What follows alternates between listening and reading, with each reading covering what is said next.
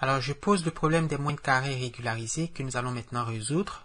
Donc, on part d'un système d'équations linéaires AX égale à B qui n'a pas de solution.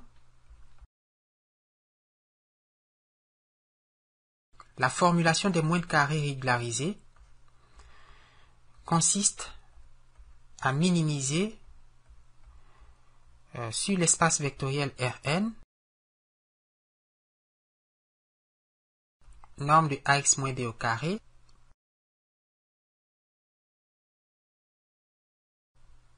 plus alpha fois la norme de ex au carré, où E est la matrice de régularisation. Alors, pour optimiser cette fonction, nous allons procéder comme dans les moyennes carrées ordinaires.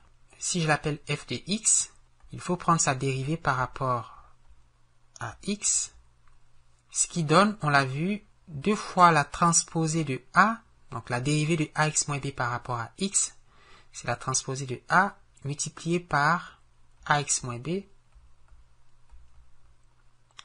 plus alpha fois 2 fois la transposée de e multiplié par ex. Alors, les points critiques sont les solutions de l'équation dérivée partielle de f par rapport à x égale à 0. Donc, on peut se débarrasser des deux.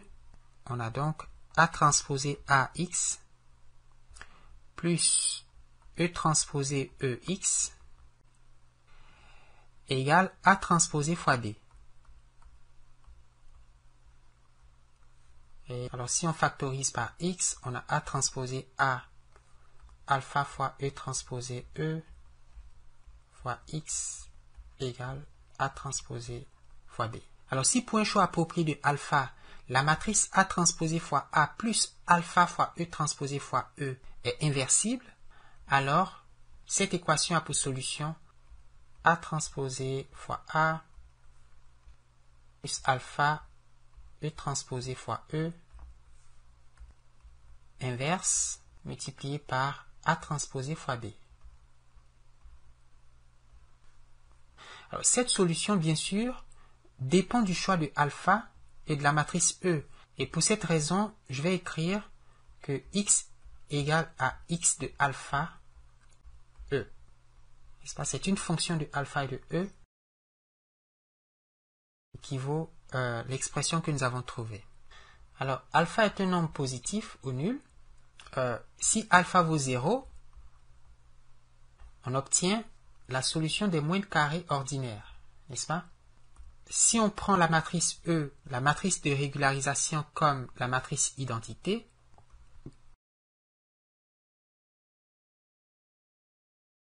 alors la solution